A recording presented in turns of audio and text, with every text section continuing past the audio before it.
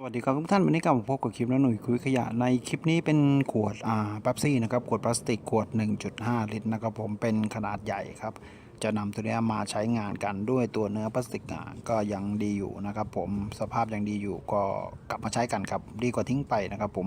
มันเป็นมลภาวะของโลกนะครับเป็นขยะพลาสติกก็คือย่อยสลายยากมากก็นำมาช่วยกันคนละไม้คนละมือครับลดขั้นตอนการทิ้งไปได้ก็คนละไม้คนละมือครับโอเคครับตามชมนะครับจากขวดพลาสติกครับผม